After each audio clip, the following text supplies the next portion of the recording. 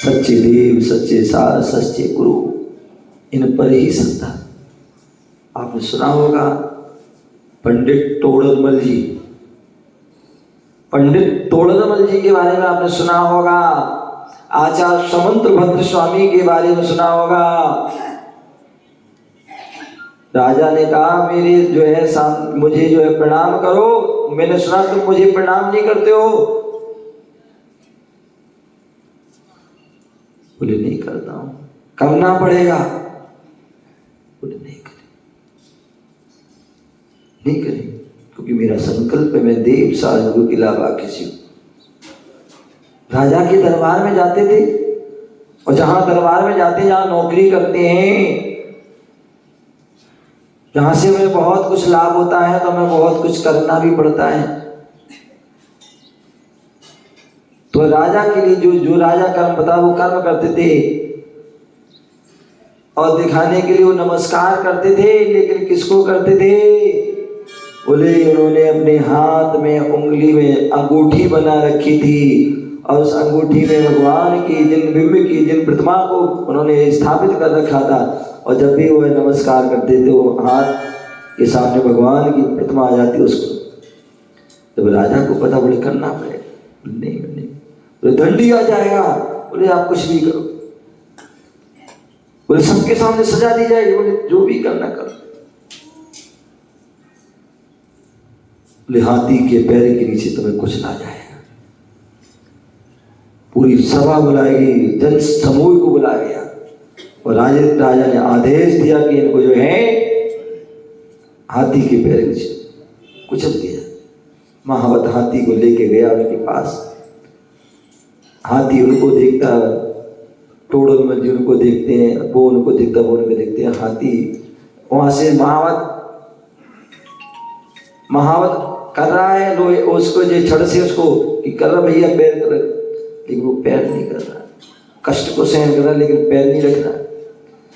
जब तोड़रमल ने देखा कि इसको कष्ट हो रहा है लेकिन फिर भी बने, बोले हे गजराज तुम अपना धर्म निभाओ। मैं अपना धर्म निभा रहा हूं, तुम अपना धर्म निभाओ। मेरे कारण तुम कष्ट क्यों सहन कर रहे हो? मैं तो अपने कष्टों को जो है कर्म करके अपने कर्मों की निजरा कर रहा हूं और सदगति को प्राप्त। तुम अपने कर्म करो। जब एक बार, दो बार, तीन का तब जो है उस हाथी ने पैर रखा। कहने का तात्पर्य कि वहां उनसे कहा गया कि भैया नमस्कार कर लो, प्राण तो बच जाएंगे। बोले कल जाते हैं तो आज चले जाओ और आज जाते तो अभी जाए, लेकिन मैं देव सार गुरु के अलावा किसी को नहीं। ऐसे श्रद्धावान विवेकवान कौन सा जो है काम करना है, कौन सा नहीं करना है, कब करना है, कब नहीं करना है, क्या करना है, कैसे करना है, कैसे क्या होगा, ये हमें विवेक। आज ये जीव अनादिकाल से संसार में भटक रहा है किसके कारण? अविवेक के कारण। क्रिया तो की लेकिन विवेक अविवेक के साथ की। सारी क्रियाएं कर दी, कौन करना है कौन नहीं करना है, कब करना है ये नहीं पता ही नहीं है। बोले विवेकवान, क्रियावान, कौन सी क्रिया कब करना है, कैसे करना है, किस विधि से करना है। मंदिर गए और चले गए और कर लिए दर्शन, कैसे करना है पता ही नहीं है। हमसे कलश उठाया और पानी डाल दिया, पता ही नहीं कैसे अभिषेक करना। पूजा करना है, कैसे पूजा करना है, कैसे उसकी विधि है, क्या उसके जो है अंग है, ये पता ही नहीं। क्यों करना है, किसकी करना है, पता ही नहीं है। तो क्रियावान, पूरी वह क्रिया पता होना चाहिए। जब क्रिया पता होगी, उस विधि से करोगे तभी हमें उसका फल। तो श्रद्धावान, विवेकवान, क्रियावान वो ही सा। आचार्य कुंद गोस्वामी कह रहे हैं कि श्रावक कौन? दानम पूजम मुख्यम सावैदम। जो दान दे रहा है, पूजा कर रहा है, वो ही श्रावक है। और दान पूजन नहीं कर रहा है तो श्रावक कहलाने का अधिकारी नहीं है। आचार्य पतंजलि में राय देवी कहा गृहस्थ कौन? तुलदान जो है देव पूजा, गुरु पास्ति, स्वाध्याय, संयम, तप, दानम चिति ग्रस्तानम षटकर्माणि। जो षट कर्म कर रहा है वो ग्रस्त है, वो श्रावक है। मुकुंद गोस्वामी ने तो बोले यदि आप षट भी नहीं कर पाओ तो 2 कर लेना। 2 कर लिया तो भी जो है आपके बुरे कर्म हो जाएंगे, बुरे धर्म हो जाएगा। और ये 2 भी नहीं कर पाए तो आप श्रावक नहीं है। दानम पूजम मुक्तम। गुणभद्र स्वामी ने आत्मानुशासन ग्रंथ में तो ये भी कह दिया कि यदि आप षट कर्म नहीं कर पाए कोई बात नहीं, 2 धर्म का पालन भी नहीं कर पाए कोई भी बात नहीं।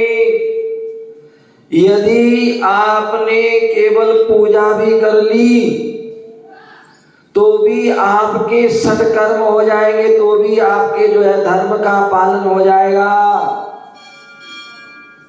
क्या? यदि आपने पूजा कर ली तो भी आपका षट कर्म हो जाएंगे। बोले कैसे? आप घर से मंदिर गए हो, क्या गए हो? घर से मंदिर गए हो,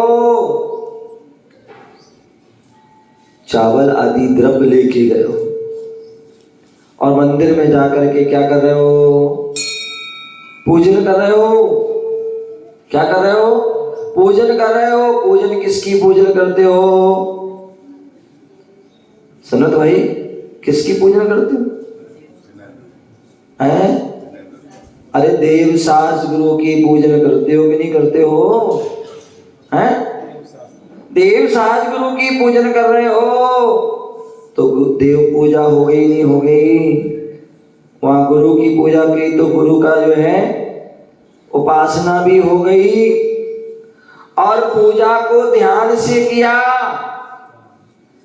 एक एक शब्दों को ध्यान से पढ़ा, उसके अर्थों को समझते हुए पढ़ा, तो क्या हो गया? स्वाध्याय भी हो गया। और जब तक पूजन की तब तक आपने षटकाय के जीवों की हिंसा नहीं करी। 5 इंद्रियों मन उस समय तुम्हारा यहाँ वहां नहीं गया, वहीं उसी में ही लगा रहा, तो संयम का पालन भी हो गया। और उस समय जिस समय हम पूजा कर रहे हैं तो उस समय हमने एक विज्ञप्ति पढ़ी थी। क्या पढ़ा था? अतदेव वंदना क्रिया पूर्वाचार्य रुक्मिणी सकल गंशार्थम भाव पूजा वंदना स्तो स्वेतम सी पंचमचैत भक्ति का करो में पढ़ा था। कायेश्वर किया था, ये क्या एक संकल्प किया था। अथवा जब हम स्थापना करी थी तो क्या किया था उस समय? स्थापना क्यों करते हो? स्थापना करने का मतलब क्या है? भगवान तो पहले से विराजमान है, भगवान की प्रतिमा तो पहले से विराजमान है, और वो वाले सिद्धालय वाले भगवान आने वाले नहीं है। फिर क्या कर रहा है? तो जो हम जो स्थापना आदि करते हैं, आवाहन आदि करते हैं, वो एक संकल्प है कि मैं पूजा कर रहा हूं, जब तक पूजा करूंगा तब तक जो है कहीं यहाँ वहां नहीं जाऊंगा। क्या? काय से और कोई क्रिया नहीं करूंगा, मन यहाँ वहां नहीं ले जाऊंगा, वचन से हम जो है यहाँ वहां की बातें भी नहीं करूंगा। ये सामने जो है क्या किया था? एक संकल्प किया था। तो पूजा कर रहे हैं तो उस समय हमारा क्या है?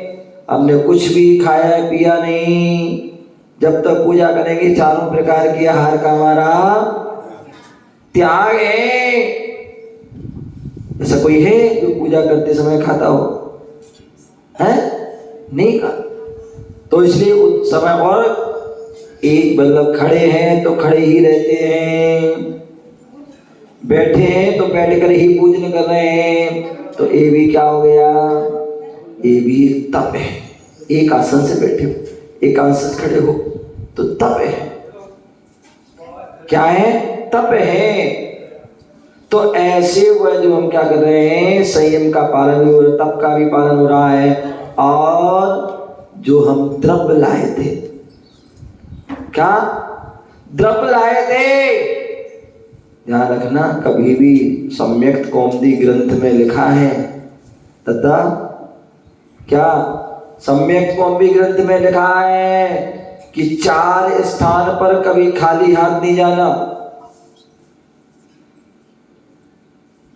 4 स्थान पर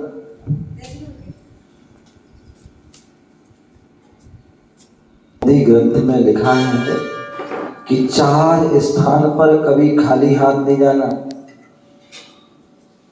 4 स्थान पर। और वो 4 स्थान कौन से हैं? सबसे पहले देव के पास जाओ। देव मीन्स सच्चे देव। देव कितने प्रकार पता है? हैं? कौन कौन से? नहीं, देव जो है वो 4 प्रकार के होते हैं। सच्चे पहले देवादिदेव, देवादिदेव अनंत देव। क्या है? जो 18 दोषों से रहित हैं, वीतरागी हैं, सर्वज्ञ हैं, हितोपदेशी हैं। वो क्या है? देवादिदेव, सच्चे देव। और दूसरे कौन है? देवगति के देव। कौन है? देवगति के देव। और देवगति के देव कौन होते हैं? वो होते 4 प्रकार। भुवनवासी, वेद, ज्योतिष, कल्पवासी, ये देवगति के देव। और तीसरे कौन है?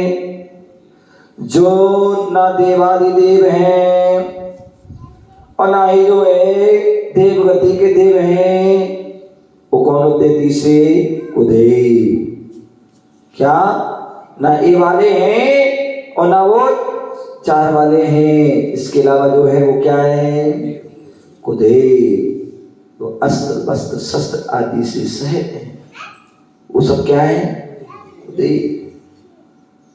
और चौथे क्या है? अदेव। क्या है? चौथे अदेव, जो ना देवादिदेव हैं, ना देवगति के देव हैं और ना ही जो कुदेव है। वो है अदेव। वृक्ष में आपने देव मान लिया। क्या? या पीपल के वृक्ष में ये देवता हैं, ये बरगद के में, ये बट के में है, लोग करते हैं। पीपल की पूजा कर रहे हैं, बट वृक्ष की पूजा कर रहे हैं, उसका वो पता नहीं क्या करते हैं। अथवा और भी जो है,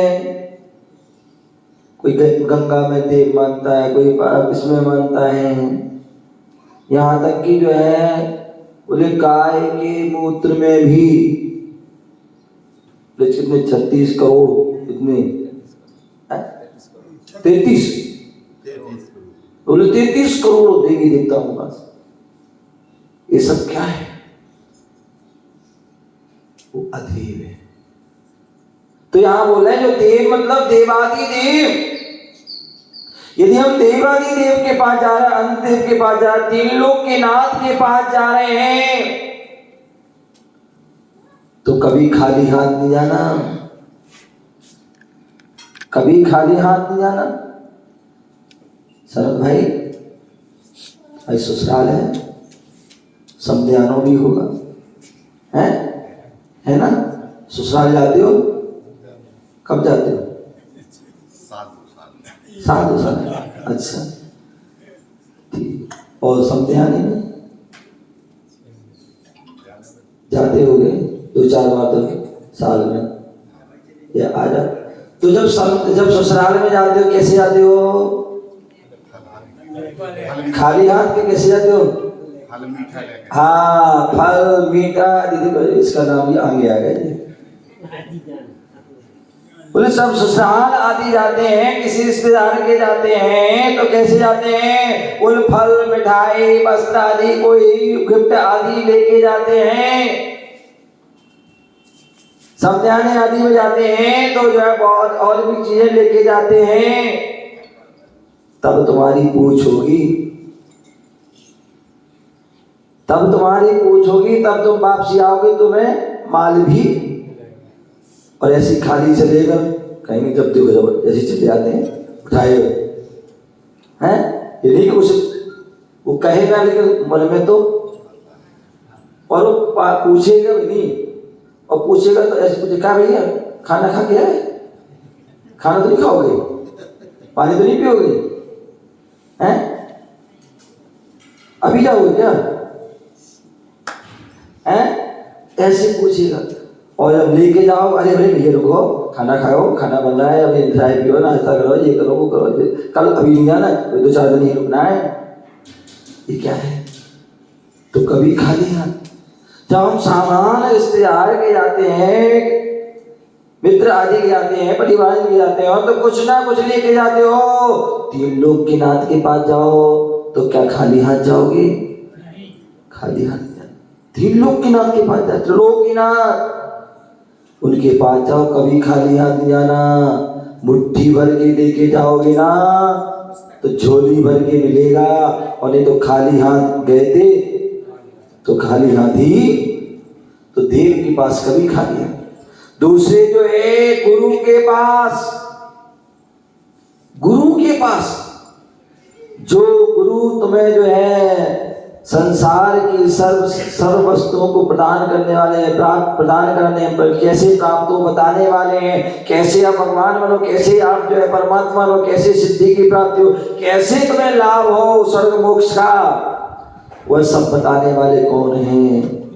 गुरु हैं। ऐसे गुरु के पास जाओ जो रत्नात्रय के धारी हैं। सामान्य तुम किसी राजा आदि के पास जाओगे तो जो है, लेकिन वो तो रत्नात्रय के धारी, तो रत्नात्रय के धारी के पास जा रहे हैं, और इसलिए जा रहे हैं, पाने जा रहे हैं, तो इसलिए उनके पास भी खाली हाथ। राजा के पास जाओ, अधिकारी के पास जाओ, किस लिए जा रहे हैं? बहुत सारा काम बनवाने के लिए, बहुत सारे पाने के लिए जा रहे हैं, तो वहां भी खाली हाथ नहीं जाना।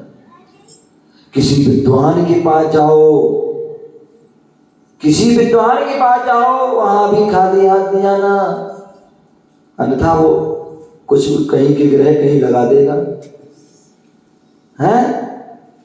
तो इसलिए लेके जाना।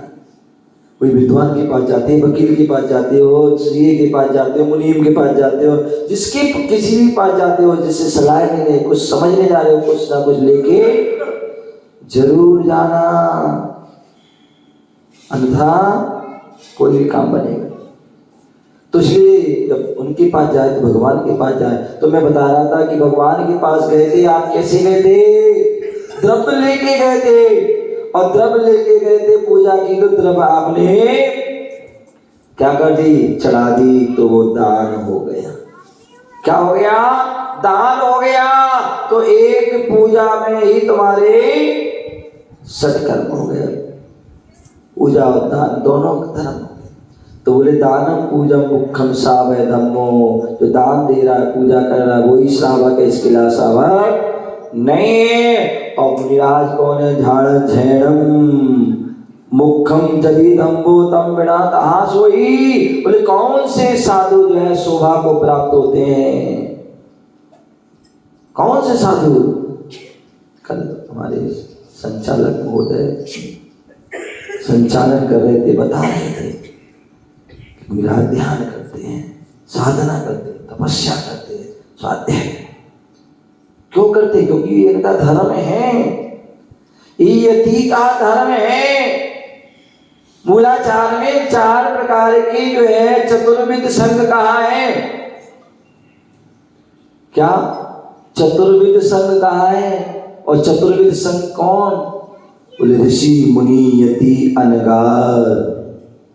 क्या? ऋषि मुनि यति अनगार। ऋषि कौन? बोले जो रिद्धि से संपन्न हो, जो रिद्धि से संपन्न हो वो कौन है? कोई 1 रिद्धि, कोई 2 रिद्धि, कोई 3, कोई 4 आदि रिद्धियों के जो धारी हैं, वो क्या है? ऋषि है। गणधर परमेष्ठी रिद्धियों के धारी होते हैं। अनंत भगवान जो है 64 रिद्धि के धारी होते हैं। 64 चमड़ क्यों चलाते हैं? 64 जो है चमड़ बुलाते भगवान के, क्यों? उसका कारण है कि वो 64 रिद्धि के धारी हैं। क्या है? 64 रिद्धि के धारे। पढ़ते ना पूजा में, नित्या प्रकंपा बतलोबरा, उसमें सारी रिद्धियां, आकाशगामी रिद्धि, चांद रिद्धि आदि हैं रिद्धियां। यदि उन्होंने मुनिराज ने जो है दृष्टि रिद्धि देख लिया तो तुम्हारा कल्याण हो जाए। मल रिद्धि, पसीना उनको स्पर्श हो गया, जल स्पर्श हो गया, जल रिद्धि, ये सारी रिद्धियां हैं। अक्षीण आदि रिद्धियां हैं। ये सब क्या है?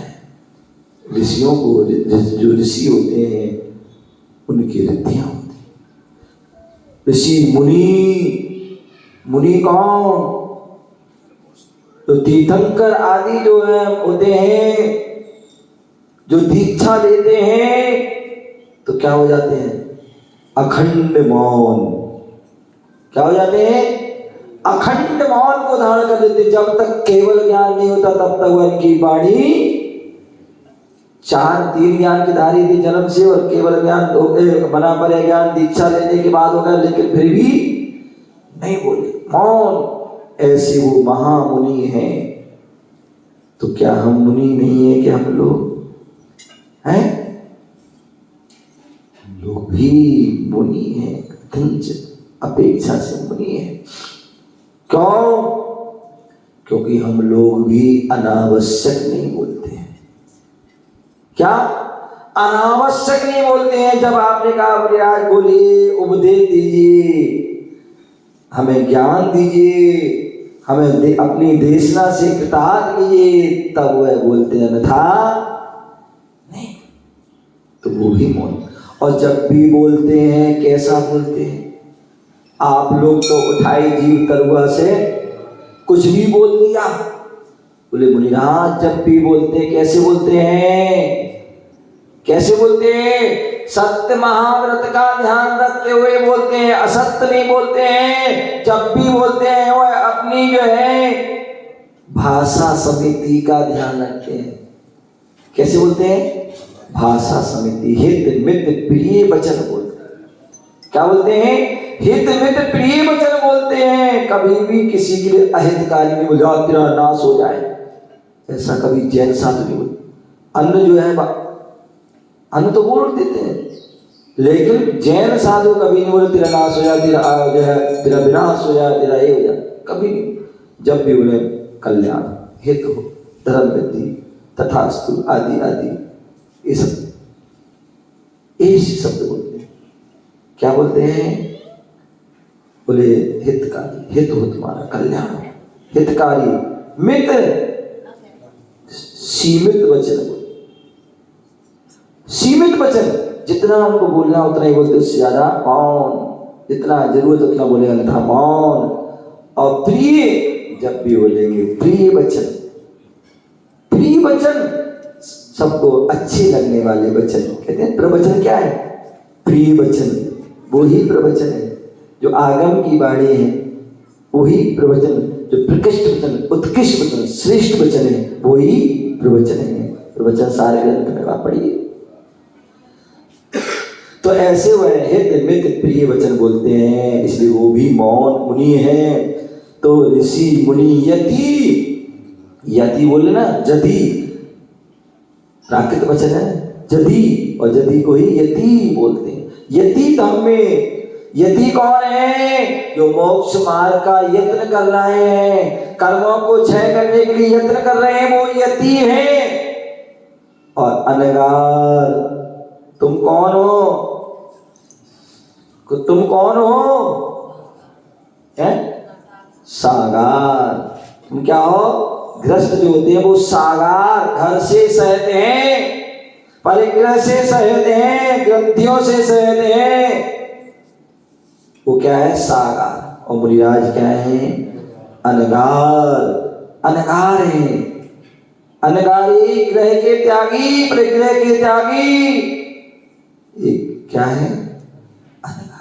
तो ऐसे बोले जति धम्मो, जति का धर्म क्या है, यति का धर्म क्या है? उनकी शोभा कब है? झाड़न झैगम। जब भी आप कभी जाए मुनिराज के पास, क्या मुनिराज के पास जब भी जाओगे क्या होगा? या तो ध्यान में लीन होंगे या स्वाध्याय नहीं। ध्यानध्ययनम, ध्यान या अध्ययन। ध्यान कब कर पाएंगे? जब अध्ययन होगा। अध्ययन कब कर पाएंगे? जब ध्यान से पढ़ोगे। दोनों ही एक दूसरे के पूरक है, इसलिए हर समय वह ध्यान। कई बार होते ना मुनिराज के दरवाजे बंद हो, बोले महाराज पता नहीं क्या कर रहे हैं, लोग यहाँ से वहाँ से ठोकते हैं, झांकते हैं, या सोचते नहीं मुनिराज सो रहे हो या कुछ कर रहे हो। ध्यान रखिए, मुनिराज जो है ध्यान कर रहे हैं या अध्ययन कर रहे हैं, चिंतन कर रहे हैं, क्योंकि वो उनका धर्म है और उससे ही उनकी शोभा है। तो ऐसे वह श्रावक अपने धर्म का पालन करता है, मुनिराज अपने धर्म का पालन करते हैं, तभी वह श्रावक है, तभी वह मुनि है। हम दोनों श्रावक धर्म का पालन करें और मुनिराज धर्म का पालन करें, तभी वह तुम श्रावक रहोगे और हम मुनि तभी तक हैं तब तक ध्यान अध्ययन करेंगे, और ध्यान अध्ययन से ही हमें सिद्धि की प्राप्ति होगी। ऐसी उस सिद्धि की ओर अग्रसर हो, आप भी सिद्धि की ओर अग्रसर हो, क्योंकि श्रावक परंपरा से मोक्ष का कारण है और मुनिराज साक्षात मोक्ष का कारण है। इसलिए दोनों अपने अपने धर्म का पालन करें और अपने जीवन को श्रेष्ठ बनाएं। इसी भावना जय गुरु महावीर भगवान की।